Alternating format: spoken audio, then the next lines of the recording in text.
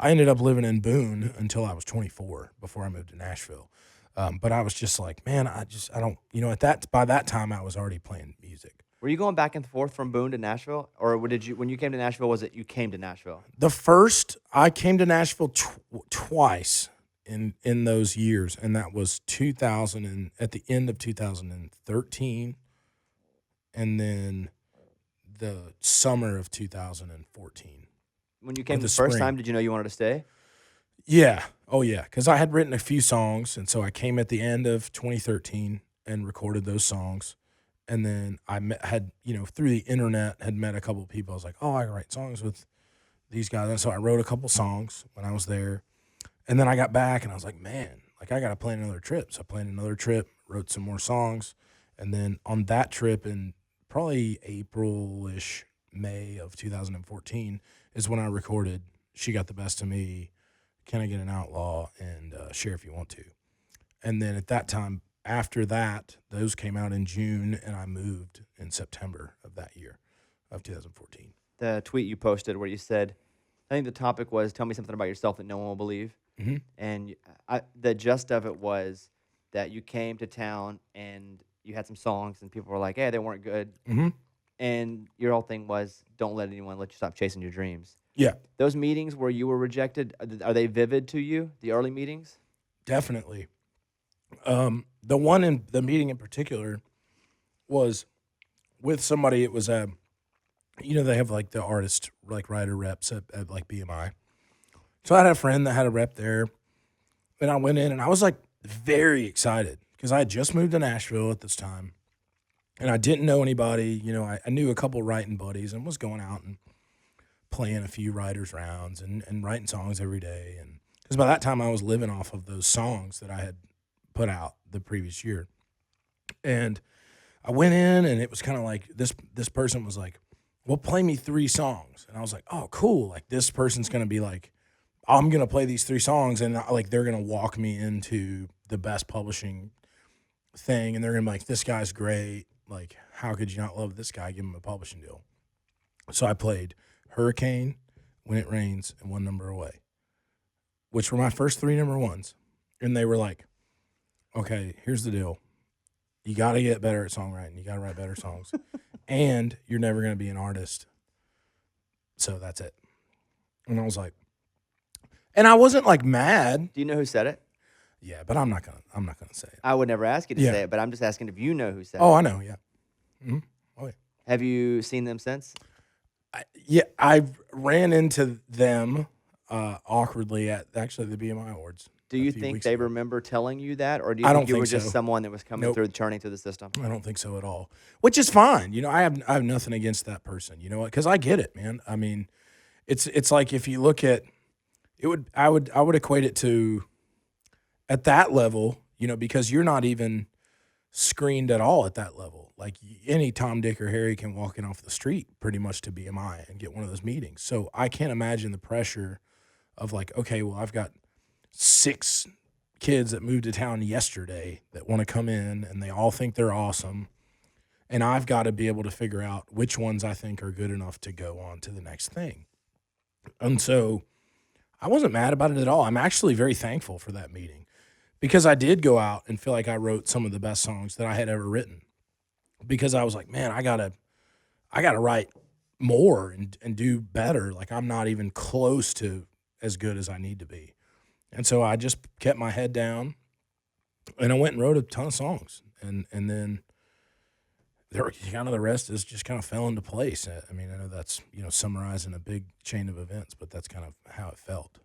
I got a few minutes left here. I wanted to run a couple other things by you that I'd heard. First of all, a lot of folks come in, myself included, that worked retail because Yes. we kind of had to. Yep. You got to pay the bills somehow as you're chasing your creative endeavor. Yes. And I worked at Hobby Lobby. Mike, who was in? Michael Hobby from Thousand Horses worked at The Buckle. Okay. You worked at Izod. I did. I did. How'd that go? I was not a great fit at Izod, but I had as much fun with it as you could possibly have folding people's golf sweaters. It was in an outlet mall, like one of those like Tanger outlets or whatever they call it. They had one in Blowing Rock, which is right down the road from Boone. So it was. I mean, it was pretty miserable. If I'm And being how long really did you honest. do that? I probably worked there for, I mean, close to a year, probably. I would think. And whenever you are walking past a table of shirts that are messy, does it bother you? And will you refold a shirt? No chance. No. No chance. But I'll tell you what, I do fold a mean shirt, when I'm doing the laundry at home, which I'm sure people are surprised. I do laundry. My fiance does handle the brunt of the laundry, but I do chip in quite a bit, help fold stuff, and I'm not afraid to do laundry. I don't mind it at all. But Will you separate it, or do you Yeah. just throw it all in? I if I wasn't in a committed relationship, I would throw it all. Because I throw it all in. Yeah. But I do separate it now just because but now it's like her stuff's in there, which is the thing. Like mine are just old, like gross t-shirts and jeans, really.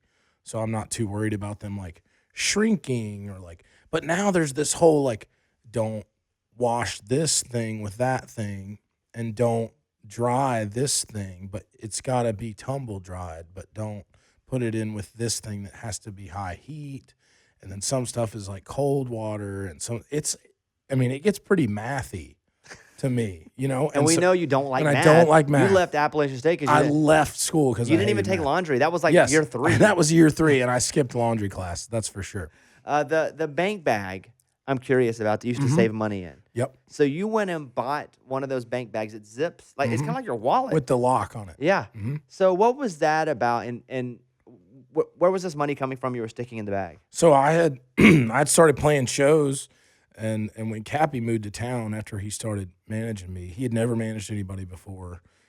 He kind of blew through his life savings, like trying to build my career, and so he made a promise to me. He was like, "Hey man, I'm not gonna take a commission until you're actually making enough money to like live off of."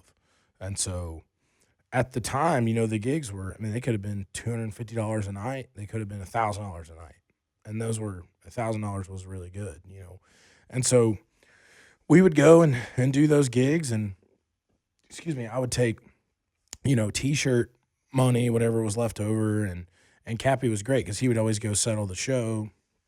He would run me through the statement every night. Hey, here's what we got, and here's what we did, and here's the tickets, and this, and there would always we were selling out everything, at that time, which is great on those club gigs because usually they'll kick you back a pretty like sweet bonus, and it's always cash, and so that's where the money was coming from, was these sellout bonuses on these club shows, and so I remember getting to thinking I had like $5,000 or $6,000 in my apartment, And I was like, man, like somebody could just walk in here and like take this if they wanted to.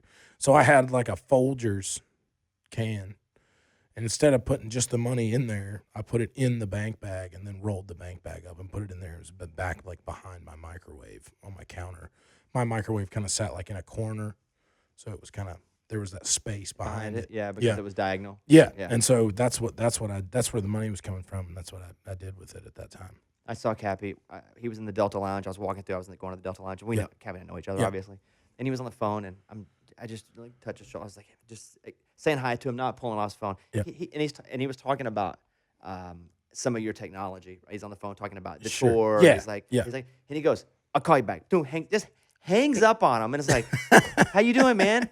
And I was like, "You don't have to hang up a phone call." Yeah. But Yeah. it's such a testament to like how present-minded that he always wants to be. Yeah, definitely. And just how giving of his time. And we sat there and talked, Yeah. and I was like, Happy, why don't you get back on the phone and handle your business? I'm going to Yeah. go get like one of these little fancy Delta chocolate bars. Right. Yeah. And then someone else walked in that I knew, he did the same thing. Yeah. Just really one of the sweetest guys. He is, man. And he and I are very similar. People think he's my dad all the time. How'd you guys meet? We met, so his best friend from growing up, they went to high school together, then went to college together, joined the same fraternity, is a guy by the name of Bradley Jordan. And he books a ton of clubs in the Southeast as a promoter. He used to own Peachtree Tavern in Atlanta in the early mid 2000s. Like Luke Bryan used to play there, Swindell, FGL. That was kind of one of those big clubs where when you went and played Atlanta and you were coming up, you played Bradley's place. And when he eventually sold that, he started a company called Peachtree Entertainment, which he still runs. And And so he books, right now he's booking shows with like, Hardy or Morgan Wallen or Riley Green, like those kind of guys. And so Bradley had booked me on one or two shows.